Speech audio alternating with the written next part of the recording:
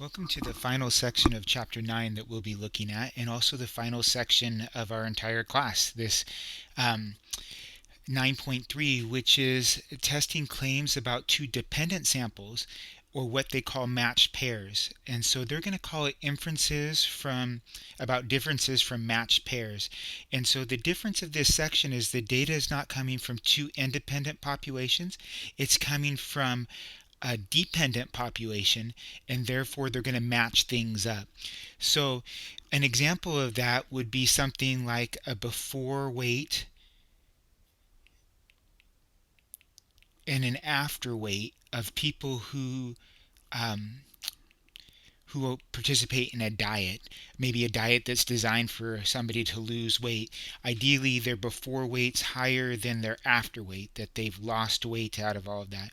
Well, we need to track these people as individuals, not as a group. So I don't want to take the average of everybody's before weight and everybody's after weight. I want to look at the weight loss per person. And so we're going to be looking at differences from matched pairs. And what's going to happen is they're going to tell you something like, hey, somebody's before weight was 180 and their after weight was 120. Well, that's great. They've lost 60 pounds. And so that's what we're going to do. We're going to trade this before and after for a difference that's going to tell us everything about what we care about. The difference there of 60 pounds is going to be like the qualifier. It lets us know that the after weight was smaller.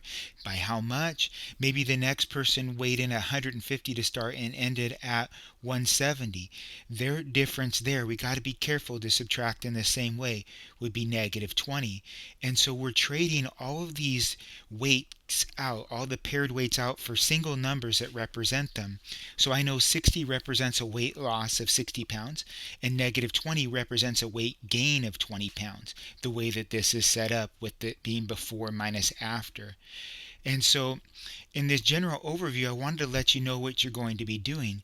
You're going to be making a hypothesis test about the mean of the differences, right? So these D's. So you're going to be making claims about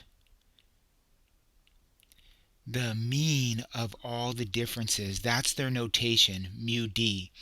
Well, you're going to either claim that that thing is less than zero, greater than zero, not equal to zero. It's typically always zero. And so we're trading these numbers out for their differences, and so we can get to nice things.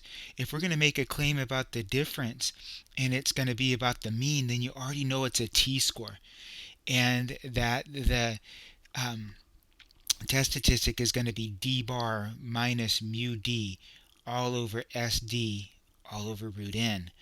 And so this is the same test statistic formula that we had back in 8.2, but here it is in 8.3. But the challenge is that we're not going to be given the D bars and the SDs because we didn't know the D's to start out with. So we're going to have to find the average of the differences by adding them up and dividing by n. And we're also going to have to find the standard deviation of the differences.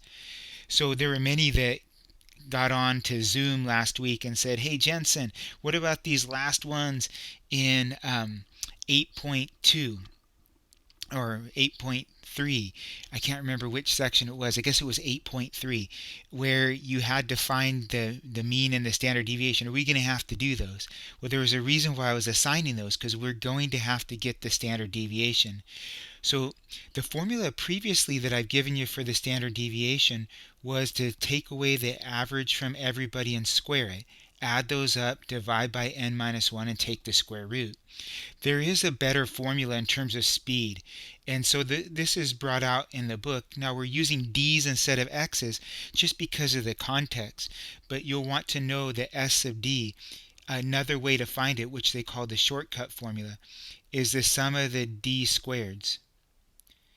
Oh, apologize, n times the sum of the d squareds minus the sum of the d's, the whole thing squared, all divided by n times n minus 1. It looks like a crazier formula, but it's actually a lot more efficient than this other one, because this other one has us get 10 new numbers, square them, and you remember if there are decimals involved, they got really big. So we can avoid that work with this S sub d types of formulas. You're also going to be finding confidence intervals for mu d. Well, how do we get confidence intervals for mu d? We take d bar and add and subtract some error. Because it's about the mean, you know that error is going to be a t alpha over 2. And it's as simple as s sub d over root n. So the formulas are very simple here, but there's a lot of side work involved. We're going to have to find the d's, and we're going to have to find d bar and s sub d. And you'll watch that happen in each of the examples that are going to follow, as well as the ones that are already done for you in the book, or ones you might go through as you go through the PowerPoint slides.